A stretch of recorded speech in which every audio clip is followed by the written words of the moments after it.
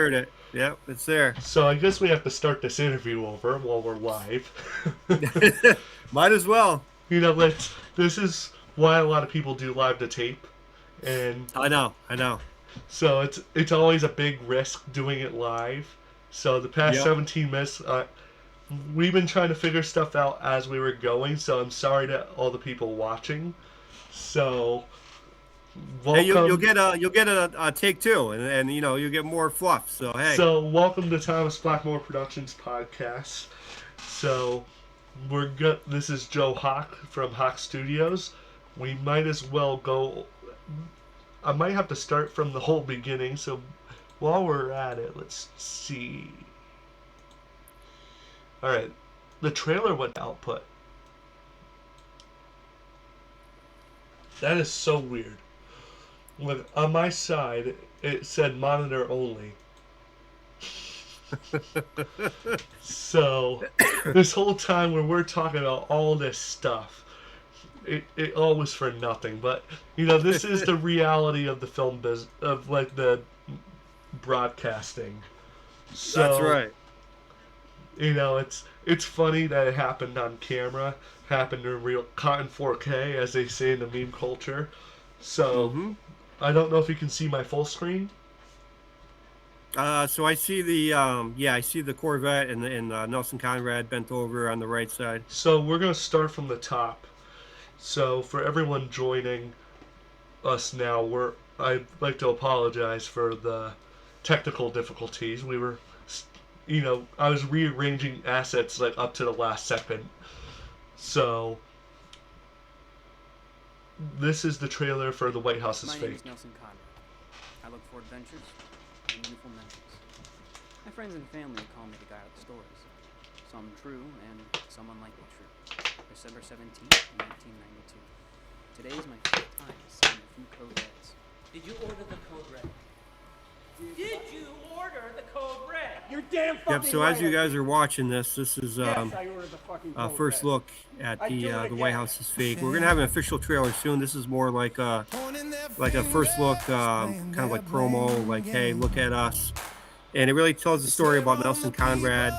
He's a teenager in Alexandria, Virginia. That's him right there on the left, talking to his best friend Noah, and basically he's confiding to him, saying, "Hey, I saw the real U.S. president on the highway. They're having some secret meeting. I don't know what's going on. It's looked suspicious. I'm riding my bike. I see a DOT truck on the side of the road. Guys, they're waving their hands and their fingers in the air. He's like, I might want to go back there and find out. So he decides to go back there and gets a little bit in trouble with the U.S. government. Mr. James Hutchison is there. The U.S. military is there. And James Hutchison is played by William Petrano. That's him smoking a cigar, SAG actor out of New York.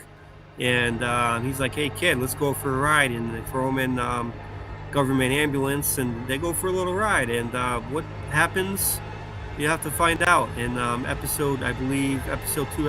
Actually, that's the end of episode 2, the beginning of episode 3, what you just saw there. So it's got a political thriller with some intrigue. Because I don't want to get political here. Like, I know this is like about like a whole conspiracy, but it's nothing to do with anything going on in the world right now, which is That's correct. so Yeah. like anything in like from the news in my thing, just ignore because it's really irrelevant. Oh, yeah. But it's like, except for this news article, like, That's the best news article right there. this is the best news article that we've gotten in probably a lot of years. That's So, right. That's right. When it comes to this show, like, one of the things I was going to ask you, I've been kind of hesitant to, is like, what is the LUT you're using? Like, are you Yeah. using So any this, so LUTs? this is a very basic just promo. So the final finish is, I haven't really determined what the final finish will look like.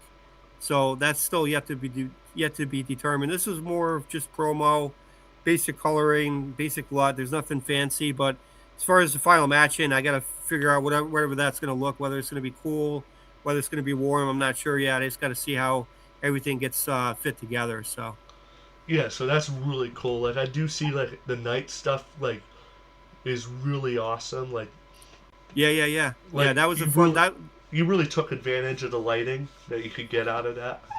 Oh yeah, that was literally. I think that was about nine, maybe not between 9 and 10:30 at night. It was a cold night in November. It was probably like it was cold. It was maybe 20 degrees. It was a fun night though. But yeah, we got a lot of cool shots, a lot of cool night shots. One of the things that we were attempting to talk about is, I think we should start at the top. Is like said in the news back in October, you did have to shut down Route 44 in Putnam. So for the second time, let's go into how did that get pulled off? Yeah, so I mean that was again with location scouting. I narrowed the void down between two locations.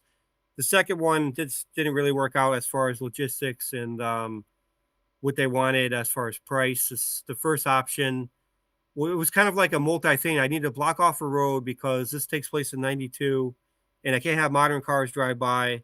Yeah, I could probably remove a whole lot in post, but I don't want to be playing that game, right? So I'd rather do it right, block off the road, bring in some old cars with Virginia license plates because the story takes place in Alexandria, Virginia. But that's part one. Part two is I got to do the rest of it in a theater that's also on a main road, main street. So in Putnam, they had the Bradley Playhouse, which we filmed um, the second part of it inside from like 12 to 4. First part was blocking the road from 9 to 12. I had to get all my shots in. That means moving different cars, having different scenes, different actors come in.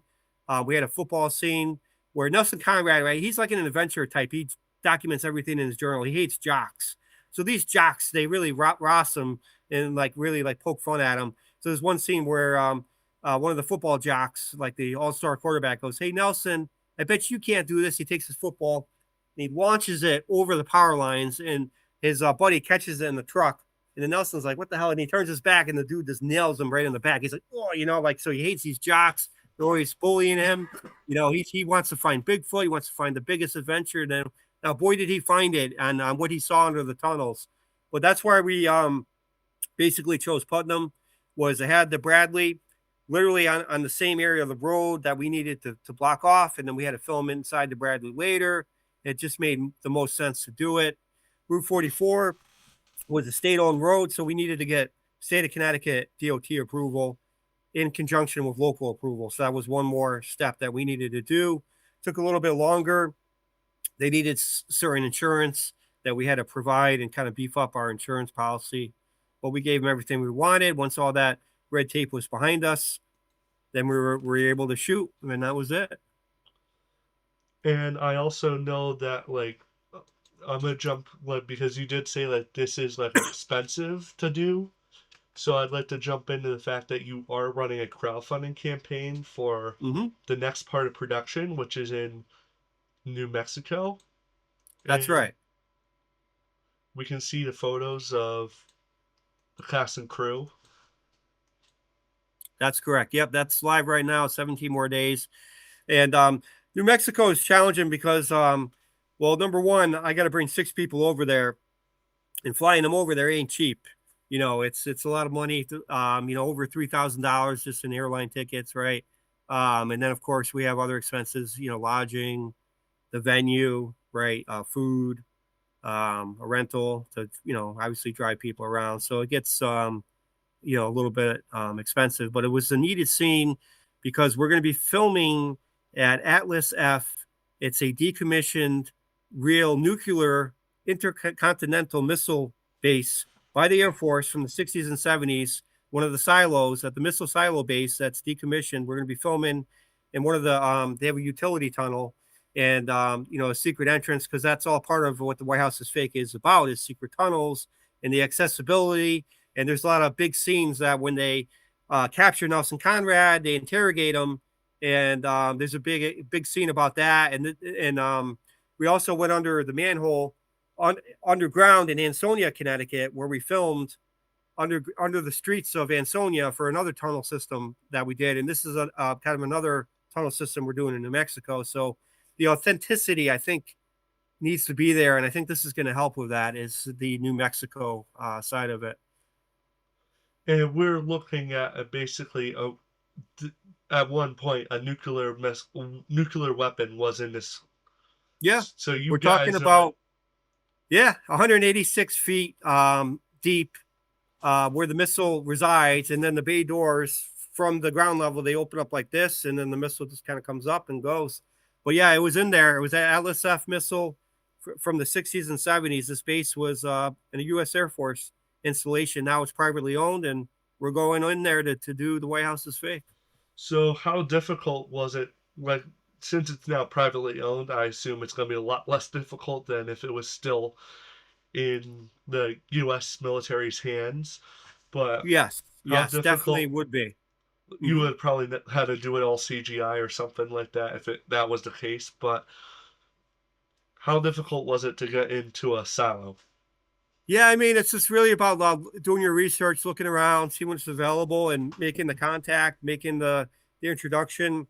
Really, telling people what I'm trying to do, right? Because when I say the White House is fake, you know, and I know that politics and religion divides friends, right? And White House is fake can be a very dangerous topic because people say this is about our cabinet. I'm like, this has nothing to do with any cabinet, not today or in the past. This is a fictitious story. The title's elusive. It's really about secret tunnels, but there's a big plot twist in the series that you're not even going to see coming. And what you think you're seeing is not even what you're seeing. So it's going to be like oh my god. There's going to be like 3 to 4 oh my god moments where later in the episode 4, something's going to happen. You're going to be like, oh my god, and then you're going to watch it later. Something else happens. Oh my god, and you're going to say it again and again, and until you find out in episode 7 what's going on. That's what the White House is fake is about. Someone sees something under the tunnels, shadow government, but it's more than that. There's a big plot twist I'm not going to reveal that you won't even see what the heck's going on with this.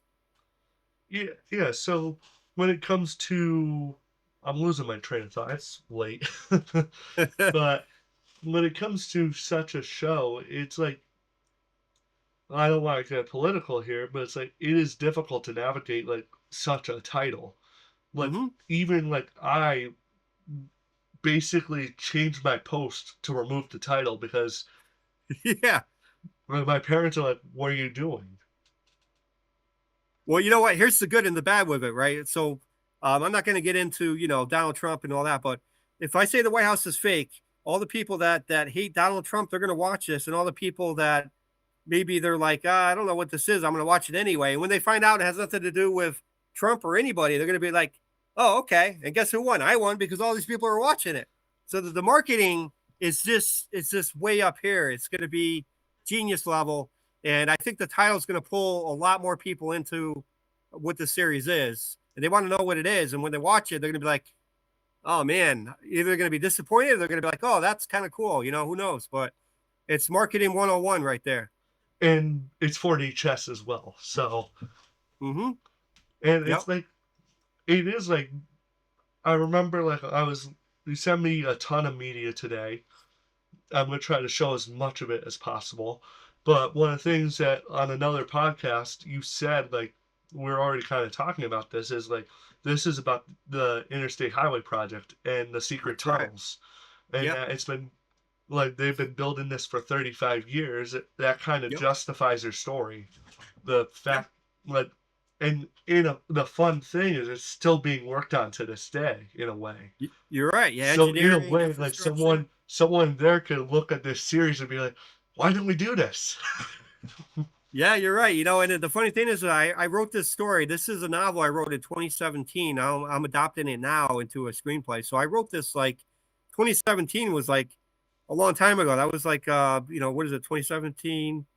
9, 10 years ago, a long time ago, right? So I wrote that back then. Now I'm finally getting into it as far as a screenplay. But what's interesting about there's a little bit of truth involved because in my book, in my movie, my miniseries, I talk about secret tunnels in rail cars. Rail cars the U.S. government uses to go like 100, 200 miles per hour underground very fast. I can go from Connecticut to Maine very fast. I could travel here. But what's ironic about that, and unbeknownst to me, I found this out maybe 4 months ago when I was doing some location scouting. in the Capitol building in DC, they actually have a rail car that brings people underground from building to building, not in the whole scale of 200 miles per hour, but they have one.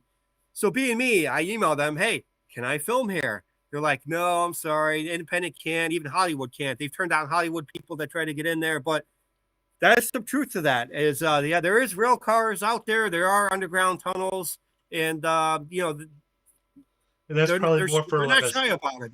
They're not shy about it. So and that's probably more for security because they're very tight mhm. on like keeping everyone in those buildings safe. So I see that Yeah, more as a security thing. exactly, But exactly. it's still like kind of ironic that It is. you looked into it and that ended up being somewhat true.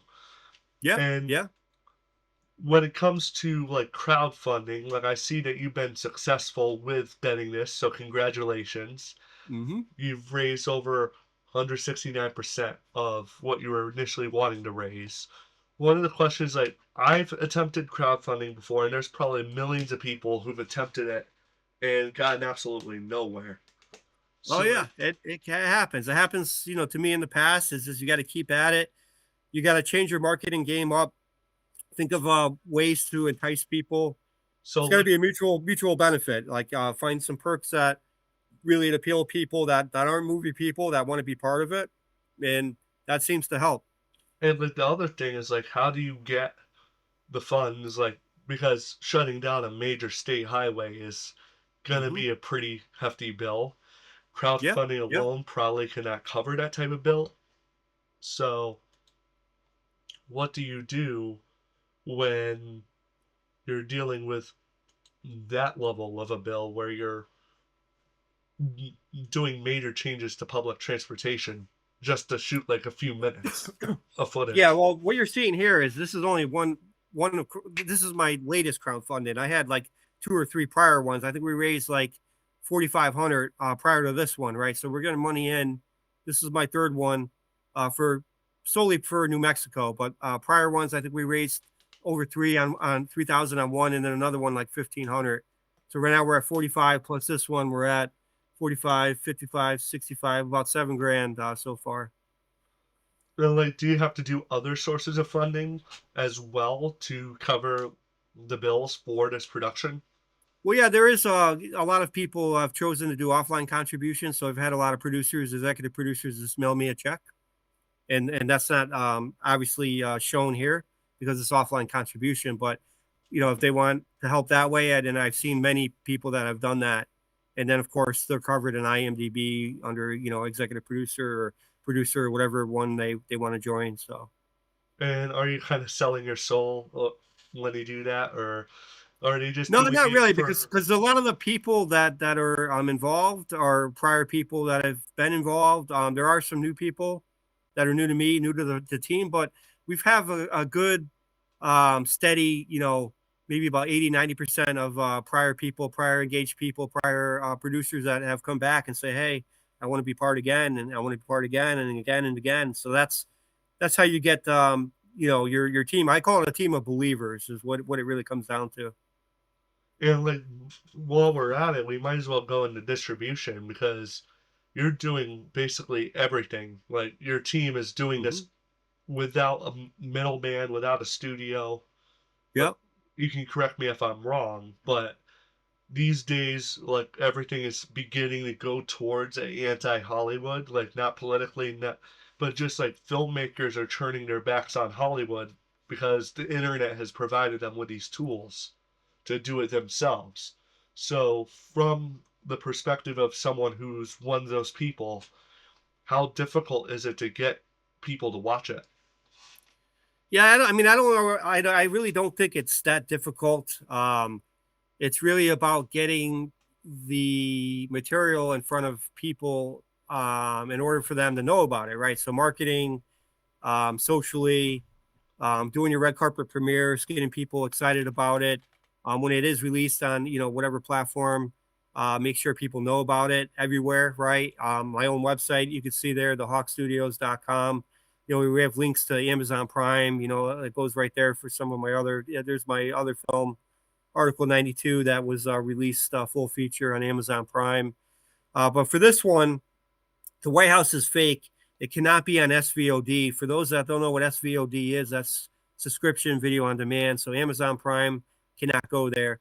The reason be it is the White House is fake. We have to follow the budget of a SAG micro that says I cannot be above 10K per episode. So right now I'm filming episode 1 and 2, which means I need to be under 20K for my first 2 episodes with a gap budget of 70,000 for episodes 1 through 7. And SAG micro guideline says I only can do AVOD. AVOD, for those that don't know, that's advertised video on demand. So basically any free platform or any platform that has ads, you can put it on. So such as Tubi, but not limited to. That's why we're targeting Tubi and we're targeting Spark TV, because it meets the qualifications for SAG micro, which I have to follow all of the SAG micro guidelines because this is a SAG micro film. And could you just quickly define what a SAG microfilm is? Yeah, so like what you see on the screen, The Last Stop, Article 92, all those films that you see on my website, thehawkstudios.com, all previous films that I've done are non-union. Non-union films, I could do basically whatever I want with them. I can put them on SVOD. I can distribute them to wherever I want. Then when you start doing like SAG ultra low budget or SAG micro, depending on the project type, there's certain guidelines you have to follow. Now with SAG micro, you can only do AVOD, advertised video on demand. Now, if I made this SAG ultra low budget, I think that one would qualify for SVOD, but the paperwork, the red tape, things you got to do, things you got to fill out is more time consuming to do. And I'd rather just stick with the SAG micro. SAG micro meaning I have SAG people in my series. William Petrano is a SAG actor, and there's a couple other SAG actors in this as well. But I could also have non-union people in this production. So that's why I chose the SAG micro budget and project type. So when it comes to working with a union, like I've never worked with a union actor before. So could you please explain, like, is it different than working with, like, I know there's going to be a little bit more red tape. So does that make it a little bit more difficult because you have to do this, this, and this, and this? Well, SAG ultra low budget, there's more X, Y, and Z you need to do. This is SAG micro. So SAG micro, it's very minimal. It's a SAG, it's basically a signatory agreement. From SAG, you have to have all your SAG actors who are SAG sign it, and then you come up with whatever that rate is. You work it out between them, and that SAG document is basically protects the actor under SAG, and it's basically an understanding document of what's agreed upon, and that's kept on my end and sent to SAG as well, so there's no confusion on the expectations. Because when you're a union actor, I mean, you're paying a lot of money to be a union actor. I don't know what the rate is now, but I think when you first join, it's like $3,000 like upfront, and then you pay that every year. It could be more or less now, but these are professional actors that take this craft very seriously. Now, where you're non-union, I'm not saying you're not a professional. I'm just saying there's more loosey goosey stuff as far as paperwork you can do, and it's just a lot easier to have a non-union actor in because you don't have to really worry about too much of that. Yeah, but with a non-union actor, you could just give them Domino's and they'll be happy. Domino's. Yeah. Just have them, sign a video consent form. Everyone's happy. That's it. Non-union actor. But with the SAG, you have to have a signatory paper signed. Yeah, and it also puts you on the hook if they're not happy. Mm-hmm. Yeah. So, and like if let's say like I know that the contracts with all the unions are going to be renewing this year. Like, let's say another strike were to happen, would that impact your production at all? I think it would all be defined in the verbiage of what that means. Sometimes I can't speak to if that should happen, but sometimes they'll say like, this is effective now. It doesn't any pre agreed or pre-existing contracts, you're fine, you can keep going. But generally speaking, if there is a strike, everything halts. So I mean, I hope that doesn't happen, but we'd have to follow whatever that verbiage is in the strike. If it's a full halt, then it's a full halt. But sometimes they might say, because you're already in production, then you're fine. But it would all depend on whatever the strike criteria is, or what the strike criteria. Because sometimes it's not all actors, right? It could just be just writers, or it might not be actors. So it all depend what's happening. Yeah, and we really don't know where that's gonna go. Like that's Yeah. all just rumors and all that. But it is interesting to know, like, what if? Like that Hmm. is a big question that, as like you always probably have to think about, like, what if a lot, Right. Right. and Yeah. you're Yeah. hoping for the best, preparing for the worst, because anything can happen on set. It could rain. Like, You're right. And, that's what was scary, though. My previous film, you saw on the top of the HawkStudios.com, Article 92, the lead actor in that, Stephen Hugg, he played my lead actor, and he didn't even get to see it. He died tragically. It was unfortunate. He put all this time, all this work into the film, and we were gonna do a red carpet on February 14th, and I came down with flu type B, and the theater person spouse was very sensitive, so they didn't want me there. So, but he was in the hospital anyway, so I had to reschedule it to another date. So we got like a March date, but when February 14th came, that was the original date of the premiere. That's the day he died. Would have been the original premiere date, and it's very tragic. He didn't get to see it, and it's won like best actor and best thriller. I mean, his spouse is just happy. All of his friends are just on cloud nine. He did such an amazing job, and it's just a tragedy. Like, to your point, what if? We don't know. I mean, look what happened with Steven. Is he finished the film, but he's not with us anymore. yeah, and like that's also like now, like, you have to think about, like, the fact that he put so much into your production. Like, how do Yeah. you honor that? Like, are you gonna go and change the credits or something? Like, how Oh, do well, you? well, well, we had the time to do that. So actually, if you do watch it on Amazon Prime, at the end of it, says "In Love and Memory of Stephen Hugg."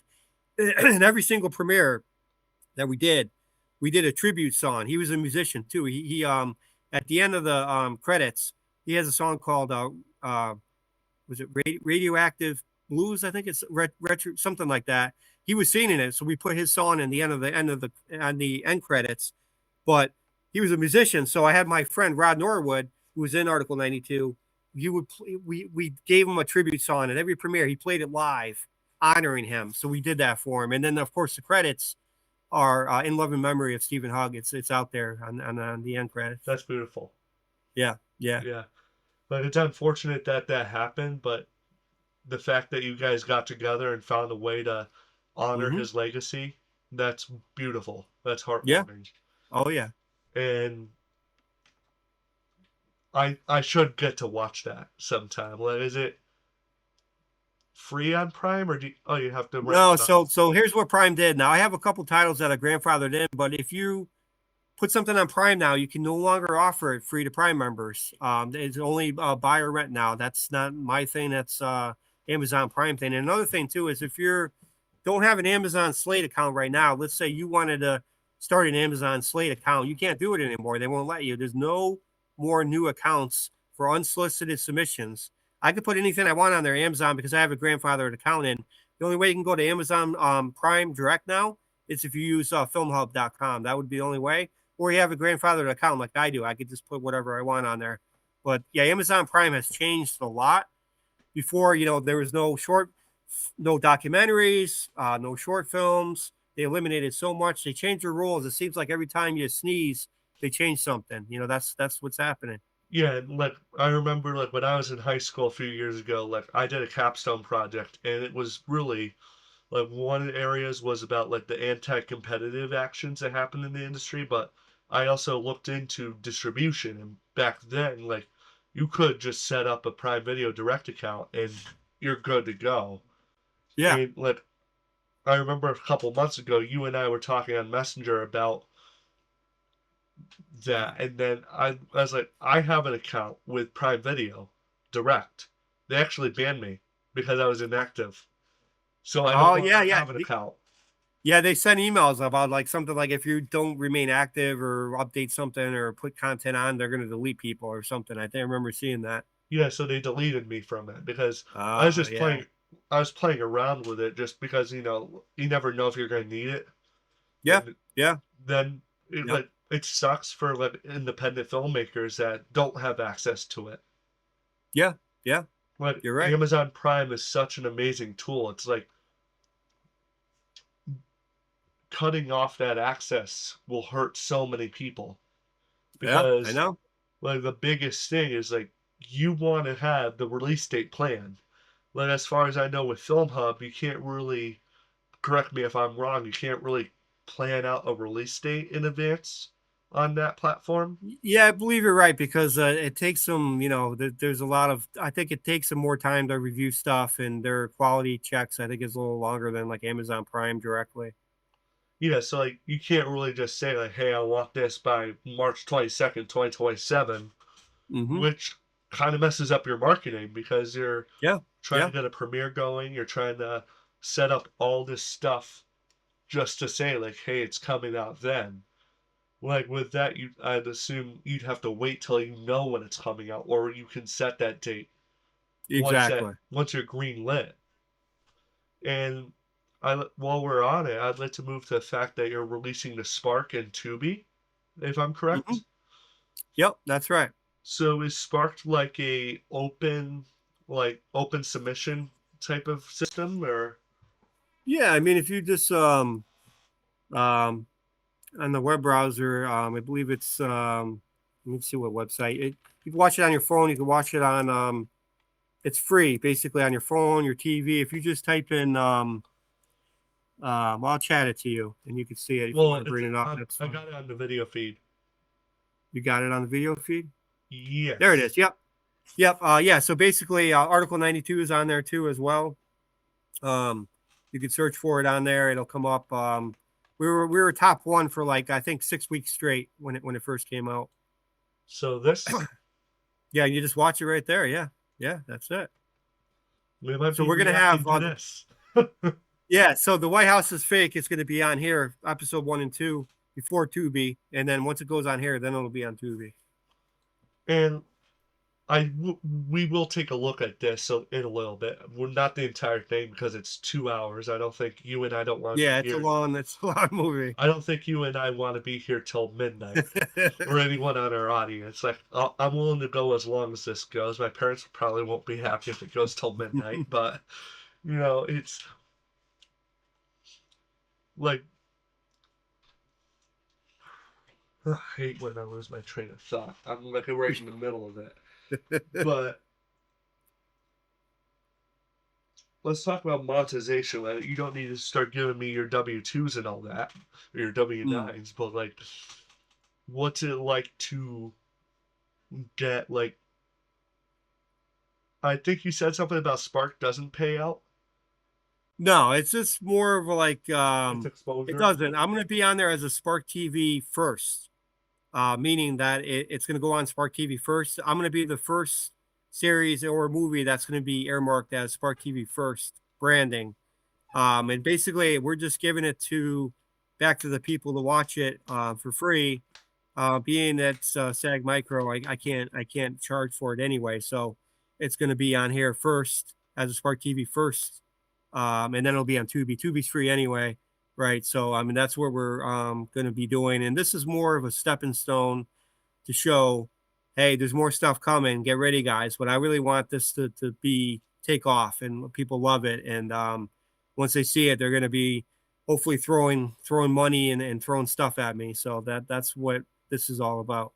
And like one of the things is like towards the beginning of stream when you didn't have audio, we Yeah, were talking about another series that you will be involved with towards the end of this year, towards like correct. fall/winter. It's like a what's it called again?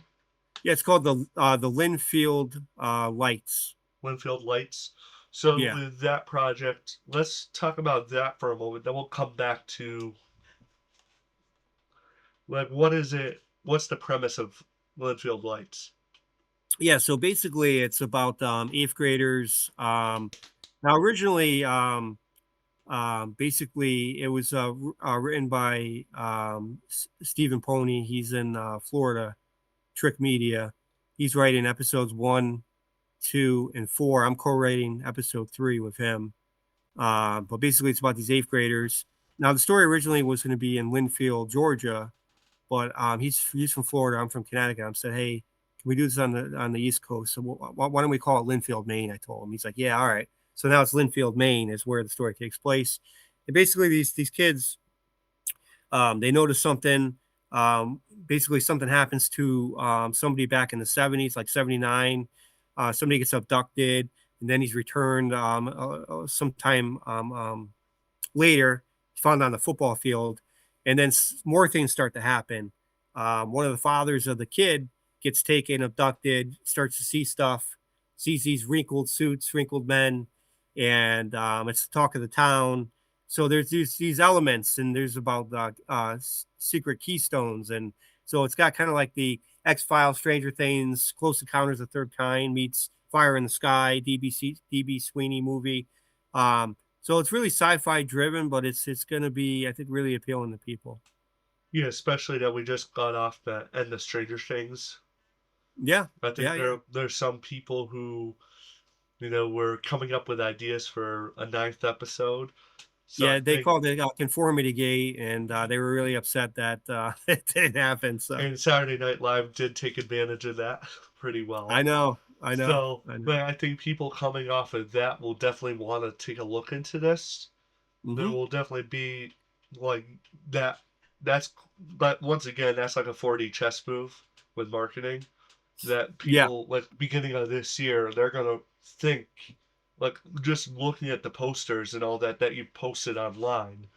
yeah, I don't know if you can send me some of that so on the messenger, but yeah. I have. Let me see. it just has like that Stranger Things vibe just Oh looking yeah, for at it. sure. Yeah, it And definitely has that kind of sci-fi kind of feeling to it, like what's yeah, like even happening. like the old like Spielberg and Lucas like 80s films, like it feels like straight from there. That that poster art. Yeah, I just sent you that poster you're referring to. And we'll try to get that up. Oh yeah, that looks straight from the 80s. Yep, yep. So for all the 80s fans, they're gonna love that. Oh yeah, yeah. It has that definitely that appeal to it. That kind of like you know, one of the things me and him were talking about is there's a movie, one of my favorite films, Explorers. I don't know if you saw that. I believe it was in early '80s. Does that ring a bell? The movie Explorers. I've not watched that. I should probably. Put it on your list. It's basically about again some teenagers, right? They find this arcade machine, kind of like those spinners. It's like a half circle machine, and basically they get to space. They interact with other people, other like alien kind of figures in outer space. It's really really cool though. It's kind of like one of the ideas that kind of spawned this was that explorers type vibe. Being the teens, seeing something, and it's always cool to have like as your leads, kind of like teens, preteens, kind of really tell the story. I think it really is very intriguing, very engaging too. And speaking of that, like, have you? Is there any casting? Like, you don't need to name names. I don't know if you're gonna No, do this that. is very, very preliminary. We haven't done any of that yet. We just basically, literally, me and him um, are still writing, fine tuning the script. I wrote episode 3 maybe a few weeks ago. He's just adding a few things because the way the way it happens is I kind of know a little bit about it. So I never seen episode 4. So some of the stuff that I wrote in 3, he's like, yeah, I mean that's gonna fuck up episode 4, right? So there's a few tweaks we got to do to make it all be Make it all conformed interconnect into. properly. Yeah, so we haven't done any casting yet, location scouting, none of that. Yeah, this is very basic. This is just more of a pre-announcement, not even really in pre-production yet, but it's really just more of a buzz, right? We're getting buzz on this, right? We want people to know this is going to be coming soon. Yeah, that's good timing. Like once again, to Yeah. to drop this announcement, and I do see like it's aliens. Yep. Yep. So it's gonna be. I hope like I know you. We were talking like I hope I get to be involved with that somehow because Oh it'd yeah. be it's gonna be really cool to like even from like the outside point of view that we currently have on the White House is fake that like I have right now, just interacting with you. Like it's Right. gonna be really cool to see this especially come to life. Oh And yeah. Oh yeah. speaking of the White House is fake, I've seen some stuff on Facebook Yeah. regarding a simulation scene with like a VR Mm. headset. So Yep. like my question that I was coming up with is like this takes place in the 90s, right? Mm-hmm. That VR headset kind of looks a little more modern. It does. Well, believe it or not, but in the 90s, they did have this kind of came out. There was some kind of like pre-technology. So what I call it is, I call it in the movie, it's a startup company that's trying to generate buzz to attract people and their new technology. So that's kind of how I sell it in the movie because it's all new. It's not like existing. So in the series, it's called a startup company. They're trying to gain people in, but that is the big one of the big things in the movie that you got to look out for. There's some cool scenes with the simulation in there. Yeah, like uh, did he send me those images? Because it would be cool to pull those up. I don't know. Let me see. Let me. I gotta Plus, go back like to my I phone. forgot what console the Virtual Boy. Like it's not gonna be like the Virtual Boy at all or anything like that. It's just like basically like it just goes over their eyes. They're in a chair. It's I'll show you. We had these cool like glow up glasses that the worker had on too, like futuristic looking. So it's a startup company that's trying new things, and it's pretty cool. I'll send you these photos here. Yeah, like that's kind of where the sci-fi element, like we're Exactly. Yeah, interconnected that the that two is it. topics. So there is a little bit of sci-fi in this periodic, like period piece.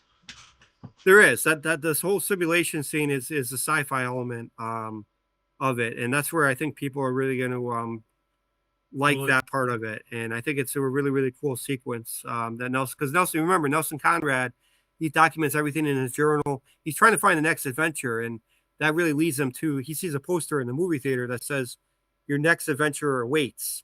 Right? He sees all these images, like a guy like on a tightrope walking over alligator infested waters. He's like, "What is this?" So he goes to this place, and it's a simulation place. Basically, they want you to give you the best adventure of your life. So he's really appealed about that, and he goes and does it. And it's a really fun scene. You're going to see a lot of those scenes throughout the episodes. It is in episode one, though, the simulation part. so that's really like part of what drags him into this whole rabbit hole. Yeah, it is part of it. Is he wants to find his next adventure because people at school, like I said, the jocks are making fun of him. Hey Nelson, you find Bigfoot yet? They're throwing footballs at him. They're making fun of him. He's not a typical kid. He's just a kid. He's just trying to find, the next adventure. He's really doesn't like sports, Less and adrenaline, but not that type of adrenaline.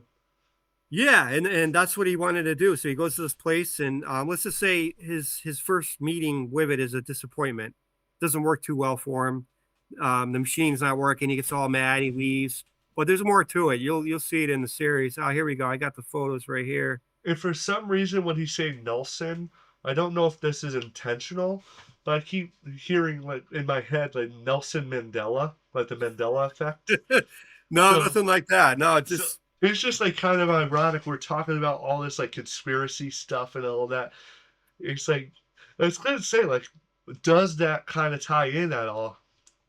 no. I mean, I think you're the first person that would mention that. I can kind of see that, but no, it has no correlation with that at all. It's just I really like how Nelson Conrad sounded, and I went with it. That that's basically it. So it's not even like irony that No, no. like it But hey, wasn't if you want to spin it that way, hey, feel free, my friend. like it does like it just feels ironic to just Yeah. the Mandela effect. Like we'll pull Oh up yeah. the image of the VR Yeah. headset. And then the lady, there's another photo. If you go to another photo, you can see the glowing glasses. I don't know, somewhere in there, I put in another one with her point of view. Those are like some futuristic plastic glasses that she uses on her end on one of the photos. And it looks like, does it glow or is it like a little visual effect that makes it look like Yeah, it's glowing? it's glowing. There's another photo. I think if you keep going, there's another one. I think I sent. Yeah, there should be another one where you can see it better. Yeah, I don't have that one. You don't have that one? Like I have I have this one where it's on top of her hair. No, there's another one. Yeah, you didn't send that one. You didn't send that? There should have been like 7 photos that came through. I'll Yeah, I'll how go about through that? it. All right, that's it's still I on just her. sent All I right. sent the new one just Well, it's now. kind of like a racing sim as well, like where you filmed at. Yeah, exactly. That's the chair that he's in. That's the startup company that we're using. Kind of a futuristic This chair. one. Yep. Yeah, you can see No, that. that's not the. I just sent it to you a minute ago. You could see it better on the last one I just sent, like literally 5 seconds ago. But it is that one. But you can see it better in the other photo. So we'll pull that up, and Yeah. it's like it's got like a whole like heads up There you go. display and everything. Yep. That's it. Yep. Like that's really cool. Yeah. And like you said earlier, like this is like rough color grading. Like this Yep. is promotional color grading, but it's still like I can see like the light hitting her face and all that. Like Oh yeah. really want to break it down. Like for a rough color grading, it's a really cool shot. It is. Yeah. I mean that this was all done. Ironically, we filmed this in the Norwalk, Connecticut Mall. Actually, this scene. So was And it while like while they're open, so on the other side of where we were filming, there's little kids running around. We're behind the curtain, literally filming this scene while they're open. so if they're gonna be like, hey, what's going on? Like you see all these like red cameras and all that. It's like, hey, what's going on? Are you guys making a movie? Like, have you ever had anyone come up to you during this and ask like what's going um, on? yeah, a couple times, not here though, because we were like in there before they opened. We were like already set up behind the curtain. Then like sometime midday, we came out and people are like looking at us like, what the heck's going on? All these camera people are leaving. But yeah, we get that a lot. Hey, what's going on here? And that's why it's kind of hard too, is when you film on an open set and on a closed set. For example, like somebody's house or outside, you have the neighbor, peeking out, or somebody just standing there in the background. We had that at the library. We had this woman just like, I'm like, my frame is here. She's just like, I'm like, really? Like, come on. Like, what are you doing? Like, Yeah, like they think it's a big what happens. interruption to their day or something. But Yeah. So like speaking of on cameras, open sets. I don't know if it's possible, but do you have the ability to show the camera on screen? Like, is it nearby? Like we could see it? Oh, the red camera? Yeah, like are you able to like grab it and just like show it like this? Yeah, I mean, I have to leave like the camera. I have to go downstairs, grab it, and come back. But yeah, I can get it. Yeah, I'll put it to like a be right back thing or something. Yeah. All right, hold on. I'll go grab one of them. All right, we're back. Let's take a look at this red camera that you have. So here's one of the reds. My external monitor here. I have a big field monitor, but I don't have the monitor on it at this moment. But this is a red 4.5K digital cinema camera that we use for The White House is Fake for our series. And roughly how much would those cost for a filmmaker to get on the market? It all depends on the model, and obviously, what's expensive. Well, with the reds, what's tricky is the hard drives. It's all basically their brand. You can't have like external Samsung. You got to buy the red digital mags, and those can cost a lot. So I have like, I don't know, 6 or 7 hard drives. Like 240 to 256 gigs a piece. Then obviously, like anything else, lenses, depending on what you want, that's going to be added factor. I use like $1,500 lenses. And I it use also diesel means film. like when you're wrapping, you are forced to dump all your footage if you don't want to buy more drives. Yeah, So exactly. Yeah. So Well, I have like I don't really run into that problem. Like on some of the longer days, like 12, 14-hour shoots, we filmed about 12 days so far, and only out of the 12 days, 2 times I had to switch hard drives. So I mean, it's not too bad. I have 7 of them. So, you got the lenses. Obviously you got the camera.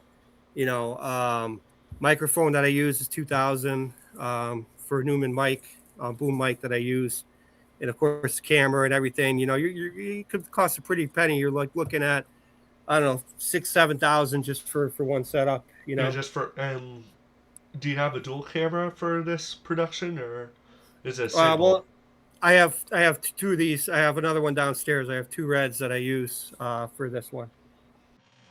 You were like part of it's that you live in Connecticut, correct? Yep. Correct. Yep. So like one of the things that we're both aware of is that for many years we've been fighting to keep the Connecticut tax incentives. So like when you go to New Mexico, do you get to benefit from those? Like do you get to benefit those right now, and will you be able to in New Mexico as well? I mean, I'm sure there might be something down there. I haven't really looked into it that granular. As far as what we can get back as far as write-offs, but I'm sure there might be something. Um, but I'd have to look into that. I'm not sure what it is. For me, it's just really getting down there, doing the scene, and then if there is incentive, we'll take advantage of it, obviously, and get back as much as we can. But I'm not. I know, obviously, each state has either worse or better. One like Massachusetts, for example, is much better than Connecticut. Connecticut's been trying to, well, Ned Lamont has been against it. And the Connecticut Film Initiative, which I have a board member, friend of mine, Ed Cohen, is on the board of directors of Connecticut Film Initiative, good friend of mine, and The Film and he's been TV pushing for Alliance? this. Yeah, yeah, I know the board of director Ed Cohen on there, and he's been pushing this for a while. So yeah, we take advantage of anything we can, and obviously in Connecticut, but as far as anywhere else, we'd have to look into more granular as far as what any incentives we can take advantage of. Yeah, and like I also like I was actually last year like one of the people who testified against that. Yeah, And like one of the things is like I learned that they got rid of the film commission, if I'm correct, in Connecticut. So as far as I know, there isn't a film commission in Connecticut. yeah, I think you might be right on that. I know the general percentage for tax purposes they were trying to increase that number. I don't remember what number they landed off on as far as the tax incentive percentage. So I know in Mass, I think it's way up there, but in Connecticut, it's always been low, and they've been fighting for that. But yeah, they've taken away so much. They've given us some, taken away a lot. It's been like a battle, really. Yeah, and it's like part of that battle is like a lot of us are trying to survive in the film industry solely off of film, or Yeah, using film as like a side thing while we work a full-time job. And yep. working a full-time job in this industry is unforgivable. Like it makes it very hard to schedule a film shoot Oh yeah. Oh yeah. Definitely very because hard. it really just confines you to 2 days a week at most. Yep. So Yeah. I like mean, that's kind of our struggle too. Is a lot of similar same boats. Is a lot of some actors in the series they don't work. This is their full time job. But however, there's some actors who work full time jobs. So that's why basically everything that I do for the White House is fake. We only do it on Saturday and Sunday. That's it. So yeah, back to back weekends is our film schedule. like I don't know like the runtime per episode, like what you're shooting for, but like the longer it is, the harder that is as well. Yeah, I mean, right now, I think from the way things are going, it's episode one.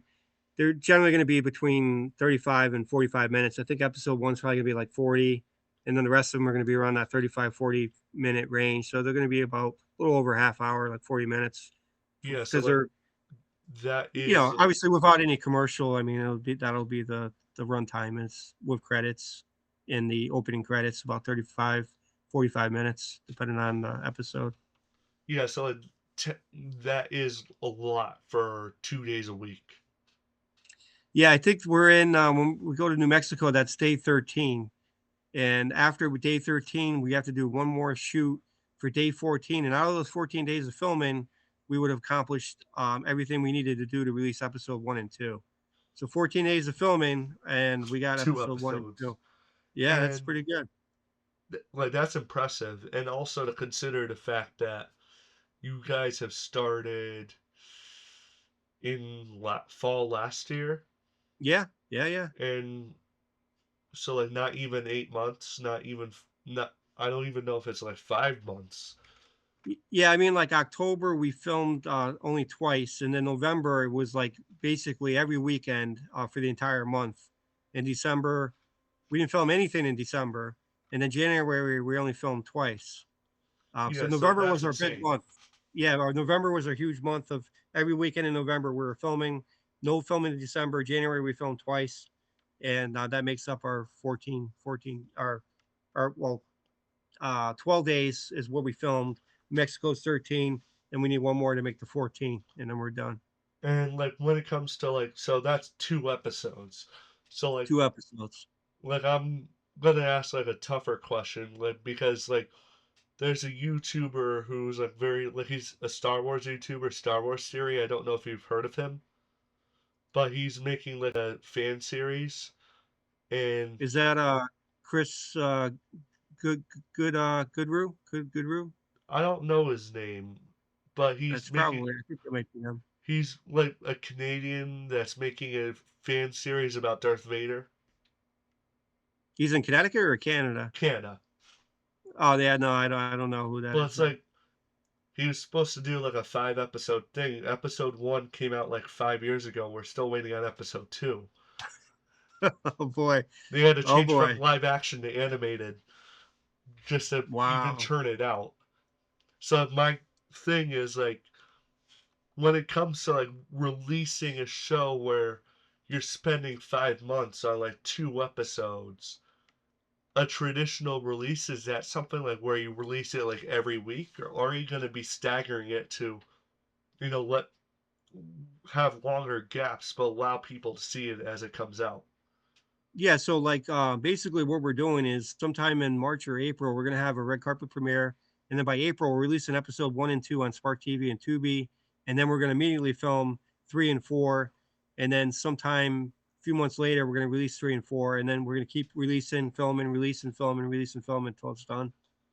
So like So we that could be creates a little bit of like buzz and excitement. I think when we have those little peaks and valleys of downtime of waiting for episodes, but at least it gives them a little excitement to see what's to come.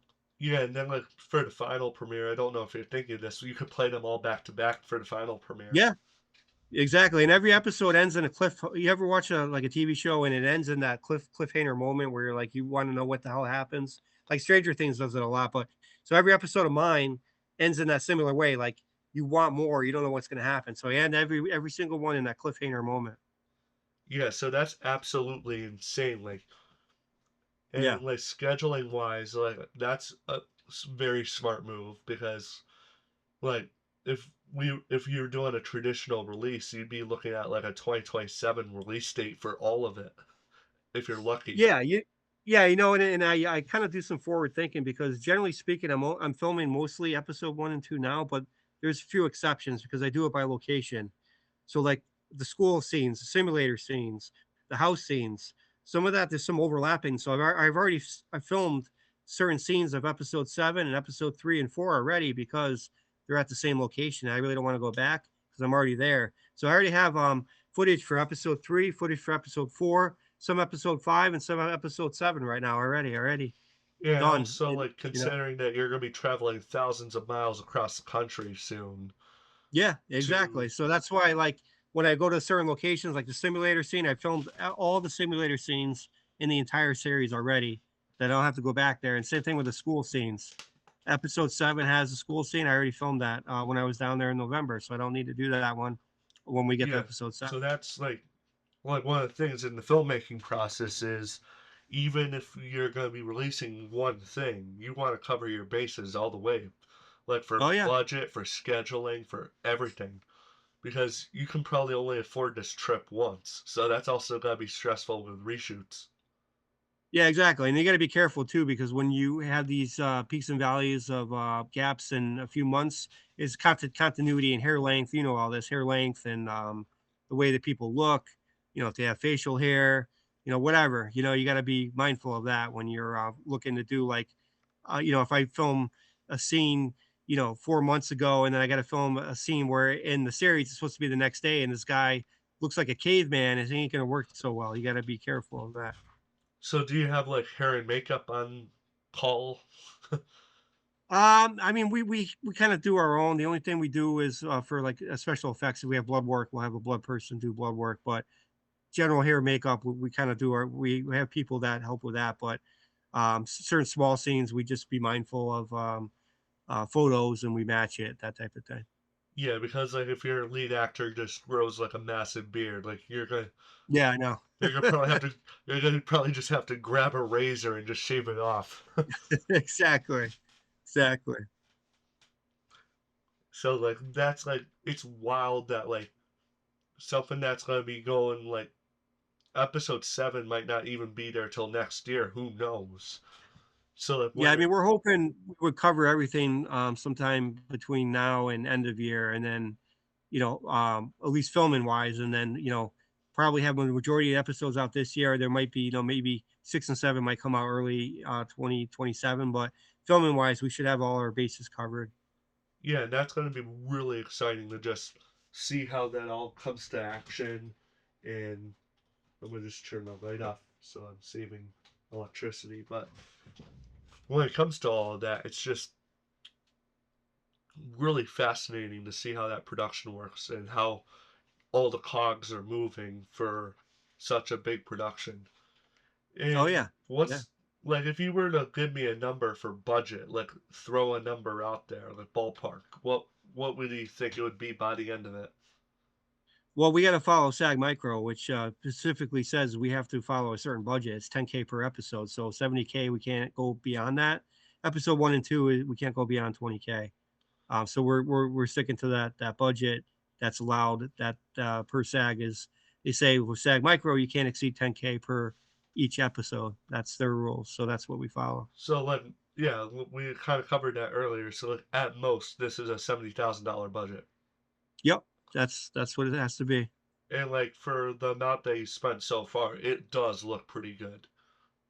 Yeah, we spent a lot. I mean, especially in just to give you an idea, this episode 1 with all these vehicles coming, we have all these vehicles come in, the Crown Victoria, the highway scene, I mean, that just right there, that one scene, we're talking, just 3,500 just for that one day.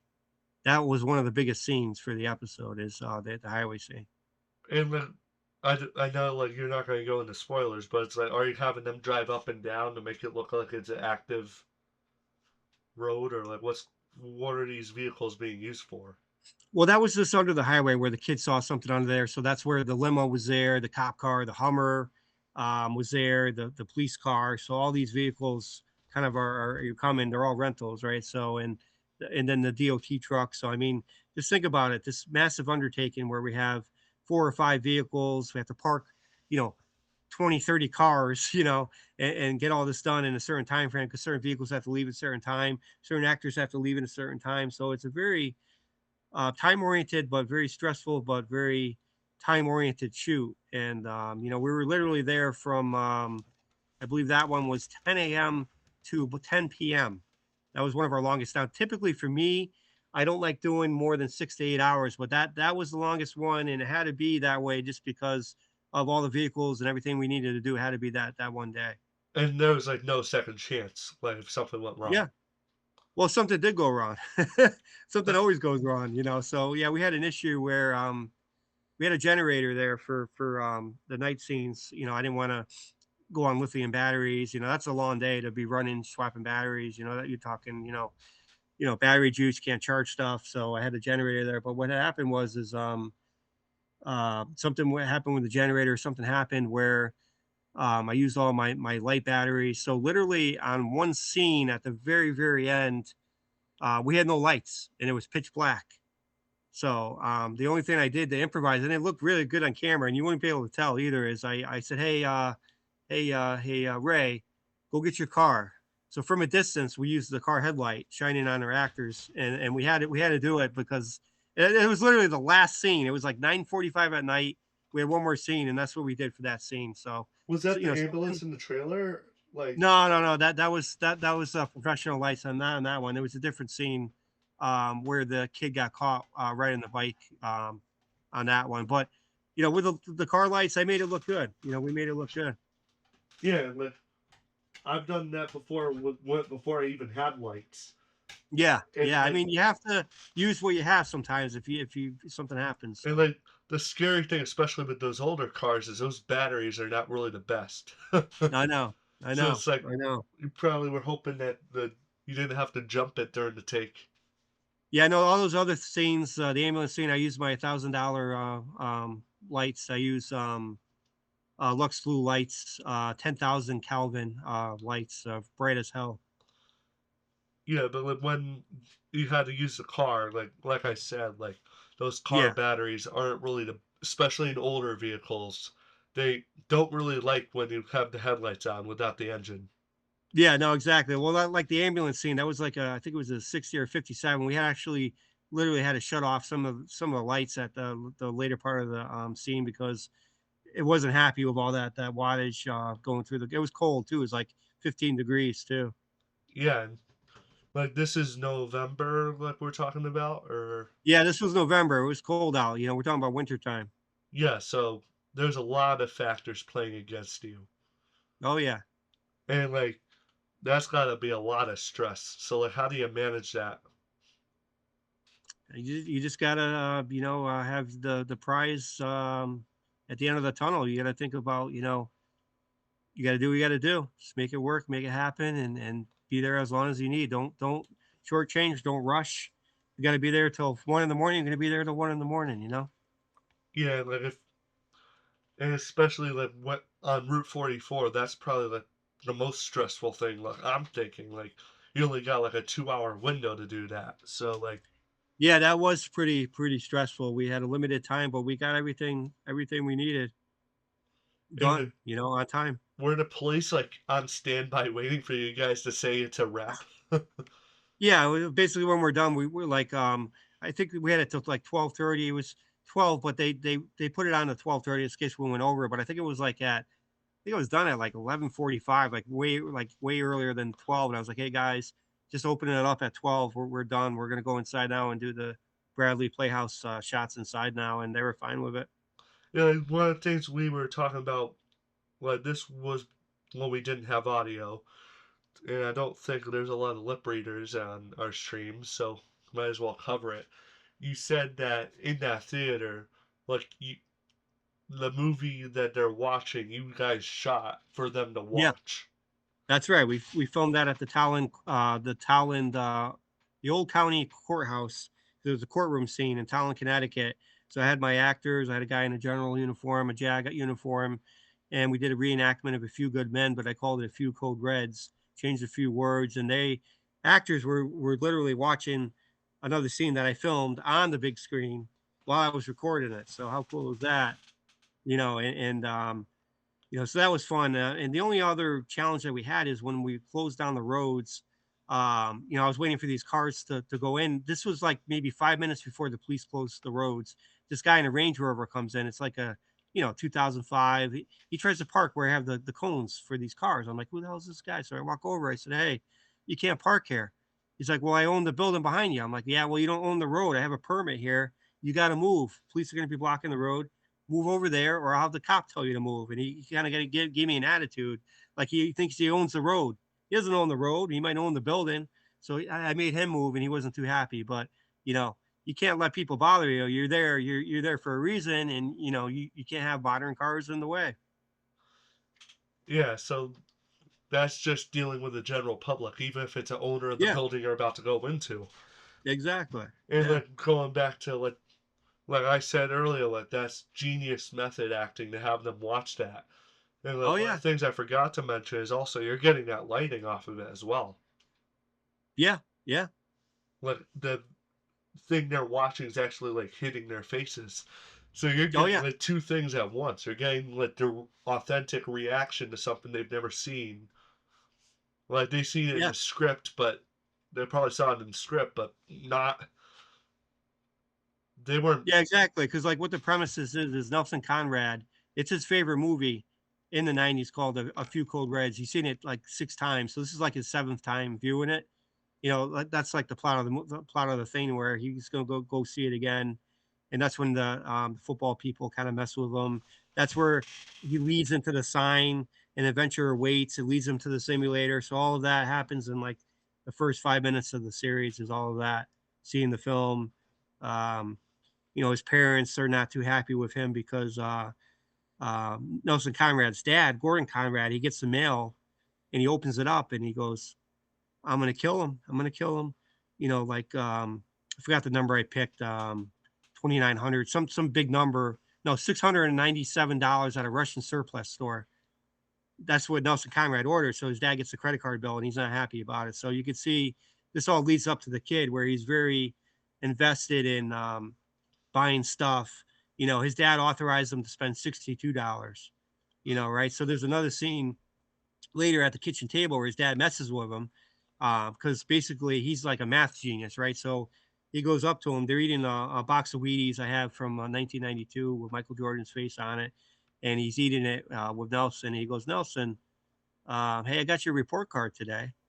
And he's like, "Oh yeah." He's like, "Yeah, yeah." And he's like, "Yeah, yeah, I got an A+ on math. Yeah, pretty good." He's like, "Yeah, I'm proud of you, son, but you failed." He's like, "What do you mean failed, Mom?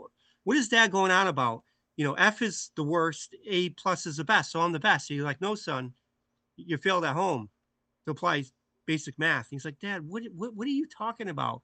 But he's like, "All right, son, if someone expects to spend $62, how much is one expected to pay?" He's like, $62. It's like, "Well, why did I get a credit card bill for $692?" So he's really like getting pissed at him. So we got those wholesome moments of father and son. Kind of leads into Nelson's character of who he is. That's all in the beginning of the film. Yeah, so it's character development, the beginning of that process. Exactly. And like, did you tell the actors they'd be watching a movie, or did you let them just go into it without knowing? No, no, no. I kind of told them they were all excited for it. Like, "Hey, this is some other actors we filmed, and you get to watch it." And they're like, "Oh, okay." Because Yeah, they're all for it. like I was like thinking that it would have been really cool to just have them act out the scene without knowing. Yeah, yeah. Well, I mean, there's some extras that came. They didn't really know why they were coming, but like the lead and like he knew about it. But like like WFSB, when they announced they needed for actors on their website, I don't know if you saw that article. There was an article about Yeah, that. I I got saw that article. 600 emails for people interested about being an extra, right? So I responded to as much as I could, but a lot of the extras just knew they were just coming there to sit down in the background. They didn't know they were watching a movie that I already filmed. So some of those people didn't know anything about it, but like the lead knew what was going on.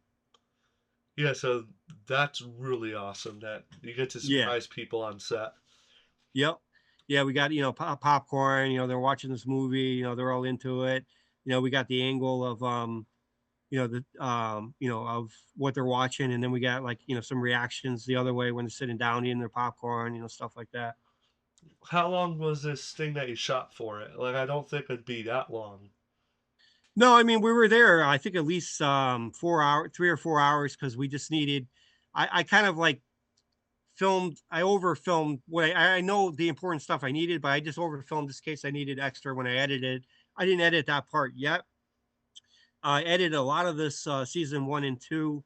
I think there's 2 or 3 days I didn't edit yet, but I'm like 80% done in the initial raw edits, just aligning clips. I still got to do all my audio corrections, final color grading, sound effects, removal of anything that doesn't need to be there, like changing bus signs, changing graffiti signs. All that's going to come later. Adding any special effects, gun blasts, blood, that type of stuff. So there's still a lot of phases. I do it in phases. So phase one is just really reviewing the clips, piecing it together. In my premiere, I do it by like shoot dates, and then I'll have a master file where I'll put it all together. And then phase two is really just cleaning up audio, mastering, normalizing it, and then going in with your music, making your adjustments there, and then special effects, gun blasts, and then final color grading, final raw cut, watch it, final adjustments. So I mean, it's still many phases out, but at least I got a lot of pieces kind of put together in an initial state. All right, so like what I was actually meaning, like that's still really cool, but like I was actually meaning Fuco Reds, like that little scene, like Yeah. how, like I'm assuming like you don't really need that much because it probably gonna play No, no, over I and over don't. again. But Yeah, like how exactly. Yeah, there's just a very short piece that's very important. There's like maybe about I don't know, like 15 to 25 seconds that we really show the important part. Then there's some like B-roll where there might be eating popcorn and then the audio is playing from the movie. It's a really quick scene. From when I finally get to do it, it's probably only going to be like I don't know, maybe not even maybe about a minute and 10. That's it of that. Just them watching it, leaving, whatever. It's going to be quick. It's not nothing long or anything, but it's still going to be pretty cool. so like when you're like shooting like a film within a film, Yeah, like like it's not all gonna be shown, but are you yeah, purposely shooting like wrote out a little bit more, shot a little bit more, just so you have that coverage? yeah, exactly. Yeah, yeah. This case, I want more coverage, and in the edits, I could add whatever because there's when I filmed that part, there's the one important part that I wanted, and then I filmed at the later part of it. I said, guys, all improv, just make some shit up, right? So talk about his service or talk about his leadership and commanding men. So I have a lot of about like I don't know 2-3 minutes of that. So I have plenty of extra coverage if I need it. And you also want like them moving around just in case you show like any of that. Yeah, yeah, Because like exactly. Yeah, when you're behind the computer after like combining like that world with the theater, you don't like when you're writing it and filming like that separate movie, you don't know like what is going to actually be integrated into what until exactly. That you're yeah. actually in post production. Yeah, yeah, that's why I purposely just film more than I really would probably need, but you never know. And like everyone's taught in film school to do that from the beginning, but it's more for like like doing repeat takes and all that. Doing another one for safety. Like Yeah, exactly. this is like what you're doing here is like completely unheard of. You're right. I mean, it's a lot of people don't think like that, and I think that's what's going to make this series so original is all of the stuff that I'm incorporating in it is like making a fake movie and having just so much different elements because this has a political thriller, sci-fi, supernatural, and then the plot twist that we don't know about. So this has so many different elements in it. Yeah, so it's not just your standard political drama or And not only that, too, and the other thing that's unheard of is after episode 3, the narrative changes from Nelson Conrad. He's no longer the main character. It goes to Matthew Underwood. So the narrative shifts to another lead character. And there's a reason for it, but Nelson Conrad comes back at the end. I can't really speak to why, but stuff like that. I mean, it's going to be nothing out there that you've ever seen like this. yeah, so like it's gonna take like probably a couple rewatches with especially with the amount of time between episodes. You're gonna want to encourage people to go back to the old ones. Oh, yeah. Oh, yeah. So to everyone listening, like if you're hearing this on TikTok, on the whatever recaps we do, and also if you're hearing this live, like you're gonna want to watch this multiple times. That's right. And like that's gonna be like I can't wait. Like I don't know if I'll be able to go to the premiere. I don't know when that will happen, but I can't wait to see this actually come to fruition. I hope that when you're doing more productions, like we can maybe do a follow up on this, Oh, yeah. as because it's like, but this isn't something that's already in post production. This is very unique, and I don't know if I'm ready to wrap yet, but I'm just saying, Yeah. like, Oh, this yeah. is like probably one of like I went into this with very little context, Right. like just enough to ask you questions, and like I'm not on a script. I'm completely improvising this. Like I want it to feel fully natural. It's like the amount of stuff that you're taking in as an interviewer. I hope that everyone in the audience who's watching us live finds it as interesting as I am finding it. Absolutely. It's got a little bit of something for everyone, as far as Everyone has their own, particular taste in it and films, whether action, comedy, rom-com, sci-fi. I think this is going to appeal to a lot of different people and really surprise a lot of people as well. Yeah, this is like a very unique project. Yeah. We both have repeated that multiple times now, like how unique. But it's like you, I can't like I haven't seen it yet. I've seen the trailer. I've seen the photos. I haven't been on the set personally, but it's like I've seen like I can visualize how unique it is and the Oh yeah. potential and the fact that people are also seeing that online, like they're willing to write a check to you. Oh yeah. That Yeah. must I mean a mean, lot to you.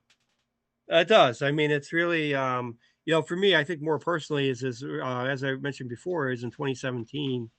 I made the book, same title, White House is Fake. Now, seeing the pages come to life, I think is really interesting. And like anything else, though, there's going to be a few variations. Everyone says this, right? Books versus movies, there's differences. So the way the book that I wrote in 2017 ends is much different than how I make the series end. And I do that on purpose because of the series, I want it to be more of a kind of like a, I don't know, like you're kind of like wondering what's gonna. It's kind of like, I want to say open ended, but it's done in a different way where the book is more, Nelson Conrad is really building a better person of himself. That's how I end it, where it's more about building his character, and it's totally different how it ends in the miniseries. And I did that on purpose because I think it's going to appeal to different people. So that's why I made the variation decision to make it different than the book. There's a lot of similarities in the book. Like there's so much stuff that's in the book that's in the series, but the way the story goes and the way it ends is going to be very much different. And to add on to that, like this is a unique situation again Yeah, because usually it's a studio getting the rights to the book. that's right. You own the rights to the book as well as Yep. the rights to the film. Yeah. Yeah. So in a way, it's also a rewrite if you think of it like that. It really is. It really is. Yeah. So like you get to like, is the book available or Oh yeah, the book's been out since 2017. It's on Amazon.com. If you just search "The White House is Fake," it's a paperback and ebook, I believe.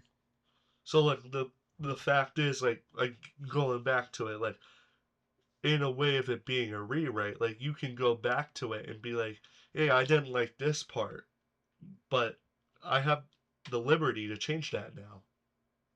Yeah, I mean, I don't think it was really you know something I didn't like. I think the way I changed the ending, I think is going to appeal to more people. Like when I wrote the White House is Fake novel in 2017, I was like, wow, I'm never going to write anything as good as this. And Article 92 was pretty top notch in writing. I wrote so much more fun stuff after that, but yeah, I think it was more of a decision just to I would appeal more in the audiences if I changed a few things. And like anything else, the book version, a lot of the stuff is visualizations. When you read, you make determinations. There's really character development you go more into in the series. So, like in the book, Nelson's parents, Gordon and Janet Conrad. I mean, you assume they're in the picture, they're mentioned, but they're not really like defined characters. But in the series, I really make them more more grown in the series where we know who they are, what kind of parents they are. So there's more development in the series when you take into consideration of you really want to define different things. And in the actual series, there's more characters, more bad guys in the actual um, miniseries. So it's always fun to write different characters. And also the other variation is Mr. Hutchison, James Hutchison. He's a villain played by William Petrano. In the book, I don't mention any of this, but in the web series, I give him a character staple. He loves cashew nuts. He's always eating them. He's always making phone calls with them. So in the series, you're going to see him just munching in on cashew nuts all the time in the miniseries. You know, it's like something that was just coming to mind is like Like this isn't just like a page to screen from like a script standpoint but from like I'm not a reader myself, but like Yeah, when they're thinking of it, it's like a book as like two-dimensional in like the world that you're able to build because a lot of it is up to the reader. exactly. You've opened up like the third and fourth dimension. The fourth Yeah, because dimension being when you time. film, it's a controlled environment. You're showing people what you want them to see, and then you're trying to make subtle conclusions or subtle hints on, stuff that may happen or stuff that you didn't see coming, but you make the hooks later on. You can do so much with visual storytelling. Where like the book, I'm reading a book about Dracula, right? Dracula's castle. He's in Transylvania. As a reader, you're like, oh yeah, there's probably cobwebs and bats. The book doesn't say that, but you make your own visualizations. But where you film it, you're controlling what people you want people to see. It's much much different. And you also can control the perception of time itself in it. Yeah, yeah, for sure. So like, there's a lot more control visually. Like that visual element, like I feel as a filmmaker, is like even when you're writing a script, like Yeah, you have no clue what you're going into. Like you say, oh, this will be a cool visual effect. Like when I'm writing a script and I'm like, oh, this will be a really cool thing to pull off if we're able to do it right. But it's right. like you're never sure about it until it is shot. Oh yeah, 100%. So it's like in a way, like did you like reformat it into a script or did you like start all over again when you wrote the script? No, I mean, I really had to basically take my book, print out the ebook, have it in my hand, and then literally from ground zero, type it all up into a script, a screenplay, basically from scratch. So like basically no chat GPT convert this to a script.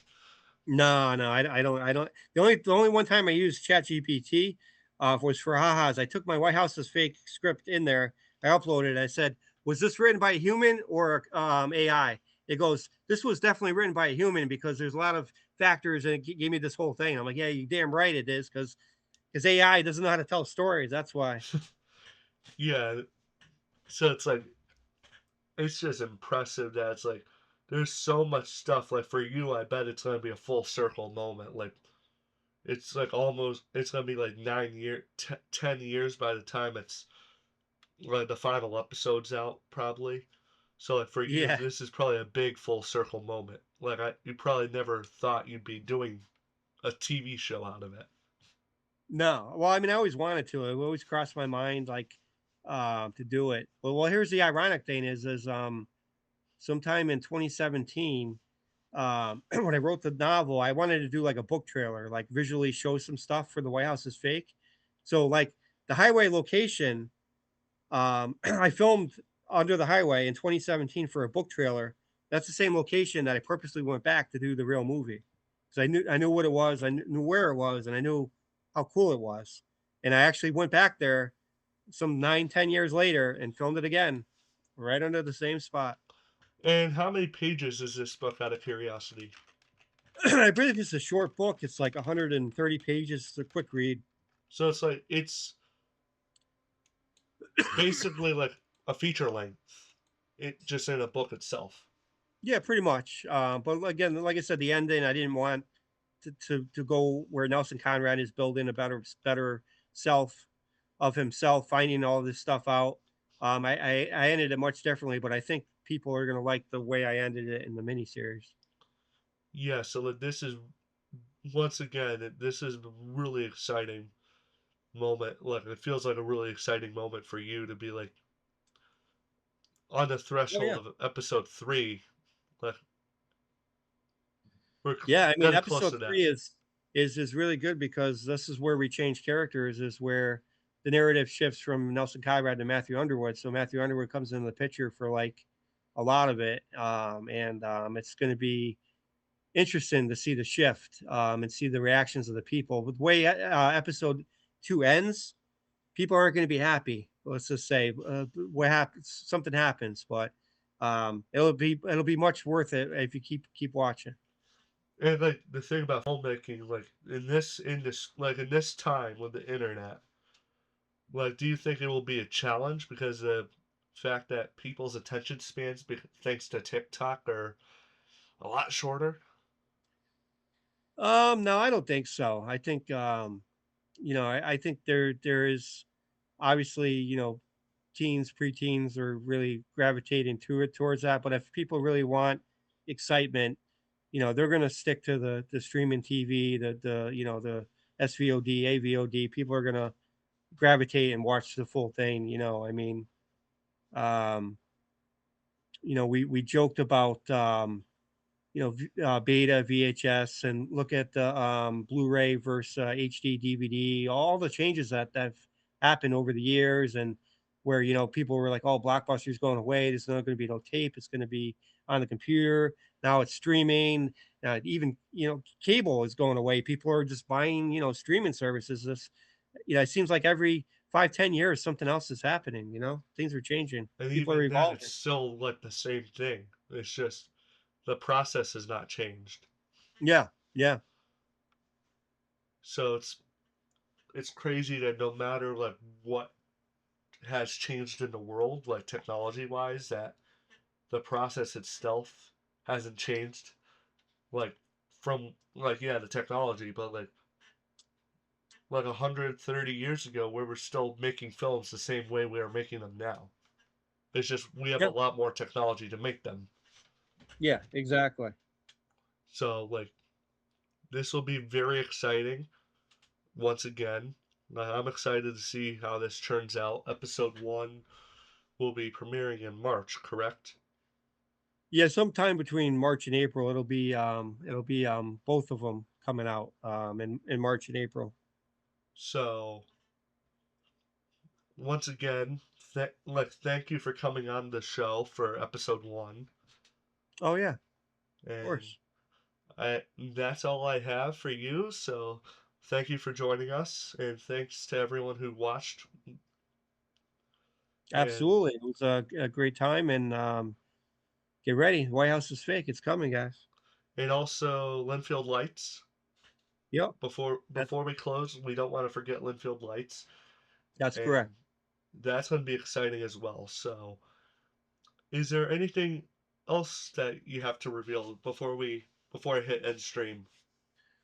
No, I don't think so. I would just say follow us at thehawkstudios.com. You can find us on Facebook, Hawk Studios CT, TikTok, Hawk Studios CT, Instagram, Hawk Studios CT. And if you have any questions about the White House is fake, email jhawk at thehawkstudios.com.